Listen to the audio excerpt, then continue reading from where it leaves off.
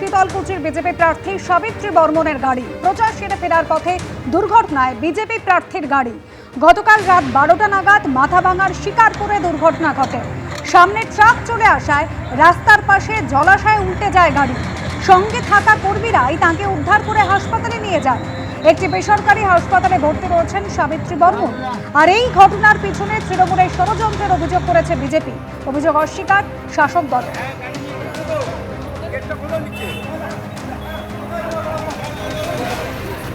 আমরা প্রচার করে বাড়িতে ফিরছিলাম। আমরা শিকারপুর সংলগ্ন এরিয়া যাওয়ার পথে হঠাৎ করে আচমকা ট্রাক আমাদের গাড়িতে ধাক্কা দেওয়ার মুখী করে সামনাসামনি নিয়ে এসে তখন আমাদের গাড়িটাকে বাঁচানোর জন্য আমরা সাইড দিয়ে গাড়িটা নিয়ে গাড়িটা পাল্টে গেছে। অ্যাকচুয়ালি আজকে যে ঘটনাটা ঘটেছে তাতে করে আমরা 100% মানে নিশ্চিত যে এটা ষড়যন্ত্র ছিল, কারণ আজকে আমাদের গাড়িতে ফ্ল্যাগও লাগানো ছিল। এটা আমাদের মনে হচ্ছে যে ডামাডোল চলছে এরিয়ার মধ্যে, তাতে করে মনে হচ্ছে পুরো একটা প্রি প্ল্যানিং আমাদের পাশ থেকে প্রাণী মারা যাওয়ার কোনো প্ল্যান ছিল। সর্বৈব মিথ্যে ঘটনা। রাত 11:30টার দিকে ট্রাকগুলো দুর্দান্ত গতিতে তারা চালায়, তাই ট্রাকের কবলে পড়েছে তারা। এক্ষেত্রে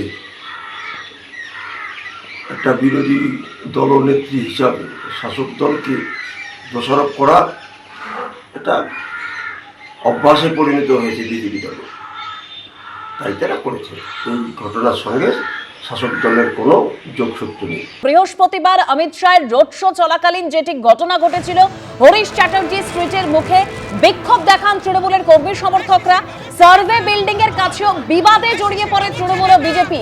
নির্বাচন কমিশনের দাবি, ওই এলাকায় শুধুমাত্র বিজেপির মিছিলের অনুমতি ছিল, বিনা অনুমতিতে সেখানে জড়ো হয়ে মাইক বাজান তৃণমূল কর্মীরা। একেবারে ধুমধুমার পরিস্থিতি তৈরি হয়েছিল ঠিক সেই সময়।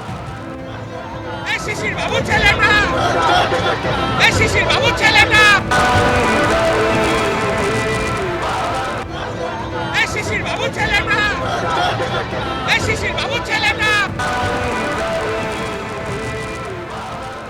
এই ঘটনায় অজ্ঞাত পরিচয় তৃণমূল কর্মীদের বিরুদ্ধে কালীঘাট থানায় একটি ও আলিপুর থানায় 2টি এফআইআর দায়ের করা হয়েছিল। এর মধ্যে একটি নির্বাচন কমিশনের অভিযোগের ভিত্তিতে ও 2টি পুলিশের শতপ্রণোদিত মামলা। আর সেই মামলায় ইতিমধ্যেই 38 জন তৃণমূল কর্মীকে থানায় হাজিরার নোটিশ দেওয়া হয়েছে।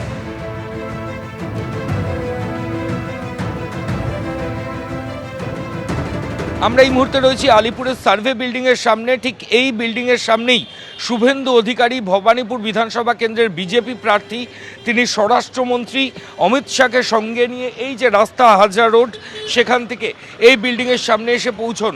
এবং এখানেই তৃণমূলের কর্মী সমর্থকেরা এই মুহূর্তে যেখানে কেন্দ্রীয় বাহিনী দাঁড়িয়ে রয়েছে, এখানেই তৃণমূলের তরফ থেকে কর্মী সমর্থকেরা দাঁড়িয়েছিলেন। আমার বাঁদিকে যে লাইট পোস্ট রয়েছে, এই লাইট পোস্টের ওপরেই 2টো লাউড স্পিকার লাগানো ছিল এবং সেই লাউডস্পিকার পুলিশের তরফ থেকে বারবার করে খোলার জন্য অনুরোধ করা হয়, কিন্তু যে তৃণমূল কর্মীরা ঠিক এই জায়গাতে দাঁড়িয়েছিলেন তাদের সঙ্গে পুলিশের বচসা হয়। তারা বলেন ডকুমেন্ট না দেখালে তারা কোনোভাবে এই যে লাউডস্পিকার তারা এখান থেকে খুলবেন না। এবং এরই মাঝে অমিত শাহকে সঙ্গে নিয়ে শুভেন্দু অধিকারী এই যে হাজার রোড এখান থেকে এসে ঠিক এই জায়গাতে এসে পৌঁছান সার্ভে বিল্ডিংয়ের সামনে। এবং তারপরই ধুমধুমার পরিস্থিতি তৈরি হয় দুপক্ষের মধ্যে। এবং তৃণমূলের কর্মী সমর্থকের একদিকে ছিলেন, উল্টো দিকে ছিলেন যারা বিজেপির যারা নমিনেশনের জন্য শুভেন্দু অধিকারীর সঙ্গে এসেছিলেন।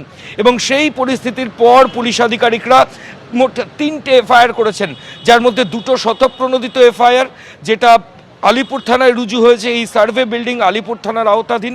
এবং আরেকটি এফআইআর সেটা কমিশনের করা মডেল কোড অফ কন্ডাক্ট ভায়োলেশনের এফআইআর। কেন এটা করা হয়েছে? কারণ ঠিক এই জায়গা থেকেই তৃণমূল কর্মীরা তারা কিন্তু পুলিশের সঙ্গে বচসায় জড়ান যে তারা কোনোভাবে লাউড স্পিকার খুলবেন না, ফলত এটা এমসিসি ভায়োলেশন হয়েছে। ঠিক সেই কারণেই 3টে এফআইআর পুলিশের তরফ থেকে করা হয়েছে। লালবাজার সূত্রে খবর, এই 3টে এফআইআরের প্রেক্ষিতে এখনও পর্যন্ত 38 জনকে পুলিশ আধিকারিকরা তলব করেছেন এবং তাদেরকে তারা জিজ্ঞাসাবাদ করবেন। ইতিমধ্যেই সার্ভে বিল্ডিংয়ের সামনের ছবিটা কিন্তু পাল্টে গেছে। এখানে দুদিকে গার্ডরেল রয়েছে এবং কেন্দ্রীয় বাহিনীকে সঙ্গে নিয়ে পুলিশ আধিকারিকরা এখানে কিন্তু কর্তব্যরত রয়েছেন। বাইরের কাউকে এখানে ঢুকতে দেওয়া হচ্ছে না। ক্যামেরায় সন্দীপ পালের সঙ্গে ময়ূখ ঠাকুর চক্রবর্তী, এবিপি আনন্দ, কলকাতা। আর এই ঘটনার পর ডিসি সহ 4 জন পুলিশ অফিসারকে ইতিমধ্যে সাসপেন্ড করা হয়েছে। মালদার বারিকচকের সভা থেকে গতকালও মুখ্যমন্ত্রী নির্বাচন কমিশনকে আক্রমণ শানিয়েছেন, বলছেন মানুষের কণ্ঠ কিন্তু রোধ করা যায় না। তার পরিপ্রেক্ষিতে রাজ্য বিজেপির সভাপতি সৌমিক ভট্টাচার্য কি বললেন শোনাবো। কমিশনের ব্যবস্থা নেওয়ার কথা, কমিশন ব্যবস্থা নেবে। আমাদের ফর্ম 7 গুলো কি হলো সেটা আগে এসে কমিশন জবাব দিই। তৃণমূল কংগ্রেস যেখানে যাবে সেখানে আক্রমণ করবে, এটাই স্বাভাবিক। বিজেপির সর্বভারতীয় সভাপতি জেপি নাড্ডার ওপরে পাথর বৃষ্টি করেছে। তৃণমূলের কাজ করছে, আর এমসিসি জারি হওয়ার পরে নির্বাচন কমিশন কি করছে সেটা আপনারা বুঝবেন, ওর মধ্যে আমরা নেই। গতকালের পর আজ ফের অধীর চৌধুরীর প্রচারে উত্তেজনা তৈরি হয়। বহরমপুরে তিনি যখন প্রচার করছিলেন সেই সময় বিক্ষোভের মুখে পড়তে হয় অধীর রঞ্জন চৌধুরীকে। প্রচারের সময় অধীর রঞ্জন চৌধুরীকে গো ব্যাক স্লোগান দেয় তৃণমূল। ঠিক কি পরিস্থিতি হয় আজ একবার জানবো আমাদের প্রতিনিধি রাজীব চৌধুরীর কাছ থেকে। রাজীব,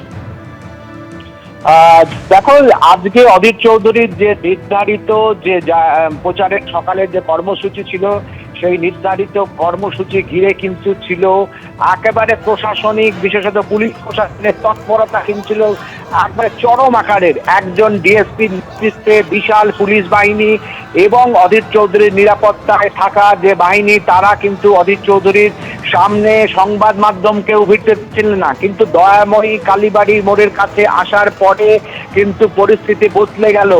তৃণমূল কর্মীরা তারা আগের থেকেই ওখানে সমবেত হয়েছিলেন এবং অধীর চৌধুরী তুমি যে কথা বলছো একদম সেই ছবি আমরা একবার দেখার চেষ্টা করব। যে ছবি আমরা দেখতে পাচ্ছি, একদিকে তৃণমূলের সমস্ত কর্মীরা তারা দাঁড়িয়ে রয়েছেন, তারা স্লোগান দিচ্ছেন এবং ঠিক তার পাশ দিয়ে অধীর রঞ্জন চৌধুরী তিনি প্রচার করছেন, এগিয়ে যাচ্ছেন। গতকালও এইভাবেই স্লোগান যুদ্ধ চলে, আজও এই স্লোগান যুদ্ধ চলেছে বহরমপুরে। 3 নম্বর ওয়ার্ডে আজ প্রচার করছিলেন অধীর রঞ্জন চৌধুরী।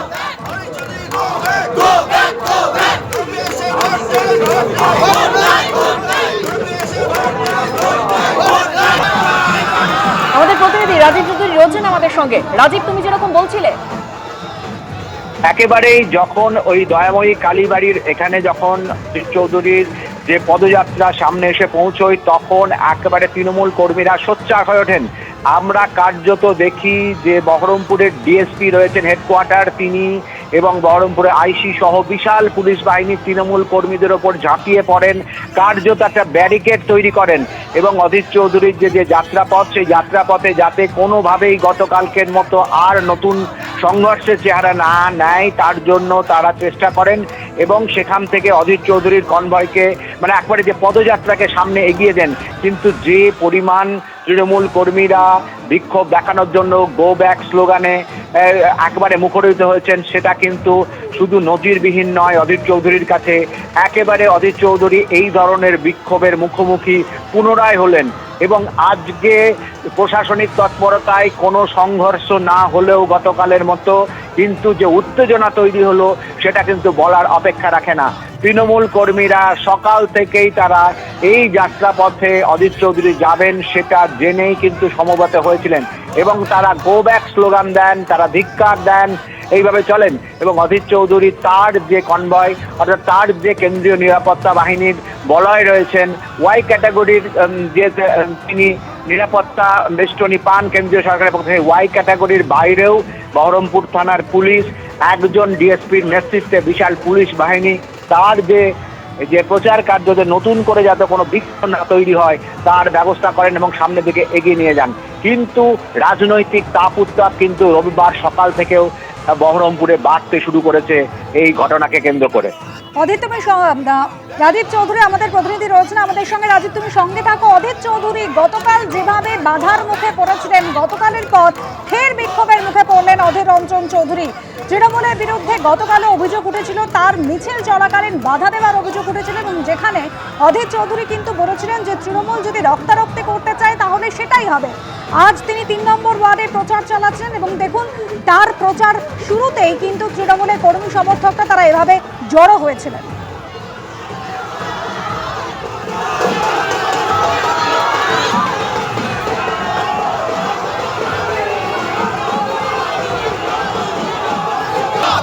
কালো হাত ভেঙে দাও, ঘুরিয়ে দাও, অধীর চৌধুরী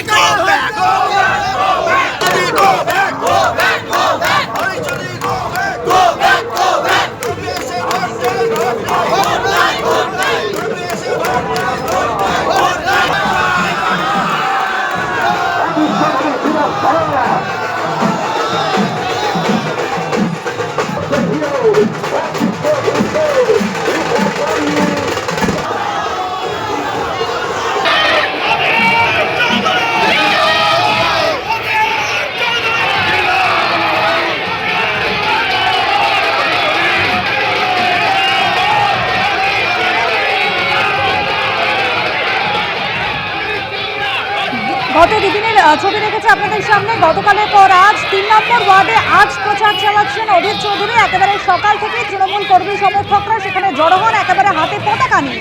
আর গতকালের ছবি রেখেছি 19 নম্বর ওয়ার্ড, সেখানে অধীর চৌধুরী তিনি প্রচার চলাকালীন কিন্তু একেবারে উত্তেজনা তৈরি হয়, সংঘর্ষের পরিস্থিতি তৈরি হয়। দুদিনের ছবি পাশাপাশি।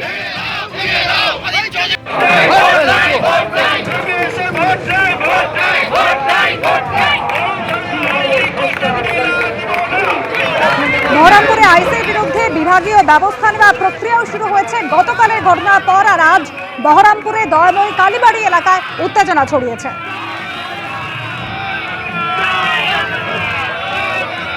বহরমপুরে কংগ্রেস প্রার্থী অধীর চৌধুরীর প্রচারের সময় এভাবেই উত্তেজনা ছড়ালো গতকাল সকালে এবং আজ। রাজীব চৌধুরী আমাদের প্রতিনিধি রয়েছেন আমাদের সঙ্গে। রাজীব, গতকালের পর ফের আজ অধীর চৌধুরী তিনি তৃণমূলের বিক্ষোভের সম্মুখীন হলেন। গতকালের ঘটনার পর বহরমপুরে আইসি, তার বিরুদ্ধেও তো বিভাগীয় ব্যবস্থা নেওয়ার প্রক্রিয়া শুরু হয়েছে। একেবারেই আইসির বিভাগীয় প্রক্রিয়া শুরু হয়েছে, কিন্তু আজকে সকালে ডিএসপি এবং আইসি যেভাবে ঝাঁপিয়ে পড়েছিলেন এবং যেটাকে একেবারে ছবিতে দেখা যাচ্ছে, না হলে আরো বড় অপ্রীতিকর ঘটনার কিন্তু ফের আজকে মুখোমুখি হওয়ার সম্ভাবনা তৈরি হয়েছিল। একবারে ডিএসপির নেতৃত্বে বহরমপুর থানার আইসি এবং পুলিশ বাহিনী তারা অধীর চৌধুরীর প্রচার কনভয় ছিল, সে একেবারে প্রচার কনভয়ের তারা সামনে সামনে ছিলেন এবং অধীর চৌধুরী হেঁটে যাচ্ছিলেন। এবং তারা যখন এই দেখেন যে তৃণমূল কর্মীরা রাস্তায় দাঁড়িয়ে রয়েছে, বিক্ষোভ করছেন এবং গতকাল মতো পরিস্থিতি তৈরি হওয়ার একেবারে সম্ভাবনা তৈরি হয়েছিল, তখন একটা তৎপরতার সঙ্গে এইটাকে সেই পরিস্থিতি থেকে কোনো ক্রমে কিন্তু আটকে দেন। এবং এই যে ঘটনা, এবং আজ সকাল থেকে আমরা যেটা দেখছি সংবাদ মাধ্যমের প্রতিনিধিরা যখন অধীর চৌধুরীর এই র্যালির ছবি তুলতে যান, তখন তার নিরাপত্তার থাকা ওয়াই ক্যাটাগরির যে নিরাপত্তা রক্ষী ছিলেন তারা অনেক দূরে সরিয়ে দিচ্ছিলেন, ফলে আজকে তারাও আরও বেশি সতর্ক ছিলেন। তার মাঝেই রাস্তার দুপারে যেভাবে তৃণমূল কর্মীরা সমবেত হয়েছিলেন এবং যে সংখ্যায় সমবেত হয়েছিলেন সেটা কিন্তু একেবারে নজিরবিহীন ব্যাপার। এবং তারা যেভাবে গো ব্যাক স্লোগান দিতে শুরু করেছিলেন, এবং রাজনৈতিক মহলের এটাই বক্তব্য যে অধীর চৌধুরী কার্যত একসময়ের বহরমপুর খাস তালুক, এই যে 3 নম্বর বা দয়াময়ী কালীবাড়ি অঞ্চল বা এই অঞ্চলটি একসময়ে কিন্তু অধীর চৌধুরী খাস তালুক ছিল, সেখানে তাকে ফের রোববার সকালের রবিবাসরীয় পদযাত্রায় তাকে ফের গো ব্যাক স্লোগান শুনতে হবে। এটা কিন্তু বহরমপুরের ক্ষেত্রে অধীর চৌধুরীর ক্ষেত্রে একটা নজিরবিহীন দৃষ্টান্ত হয়ে থাকলো। পরপর দুদিন এইভাবে বিক্ষোভের মুখোমুখি পড়লেন অধীর চৌধুরী। সকালবেলায় সকালের যে প্রচার, উনি মূলত সকালে 7:30 থেকে 8টার মধ্যে প্রতিদিন পদযাত্রায় তার একটা নির্দিষ্ট রুটে কিন্তু তিনি পদযাত্রা করে জনসংযোগ করছিলেন বহরমপুরে, এবং দুদিনই কিন্তু একেবারে তৃণমূলের বিক্ষোভের মুখে পড়লেন। আজকে যে জমায়েত ছিল গতকালের জমায়েতের প্রায় কয়েক গুণ বেশি, এবং মহিলারাও সেখানে উপস্থিত ছিলেন। এই যে গো ব্যাক স্লোগান দিতে তারা থাকেন। একদম রাজীব, তুমি ঠিক যে কথা বলছো যে আজকে গো ব্যাক স্লোগান দেওয়া হয়, একেবারে গতকালের ছবি এবং আজকের ছবি আপনাদের সামনে তুলে ধরেছি। রাজীব, তুমি আমাদের সঙ্গে থাকো। গতকালই ধস্তাধস্তির মাঝেই পড়ে যান অধীর রঞ্জন চৌধুরী, তাকে সেখান থেকে কোনোভাবে পুলিশ এবং কেন্দ্রীয় বাহিনী সরিয়ে নিয়ে যায়। আজকে 3 নম্বর ওয়ার্ডে তিনি যখন প্রচার করছিলেন সেই সময় ঠিক কি পরিস্থিতি তৈরি হয় একবার দেখাবো আপনাদের।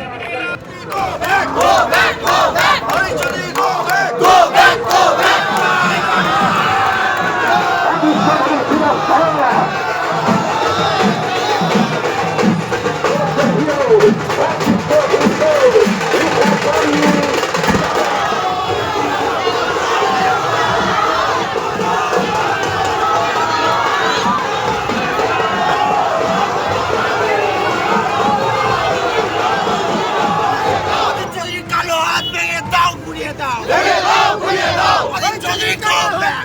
এবিপি আনন্দ, এগিয়ে থাকে, এগিয়ে রাখে।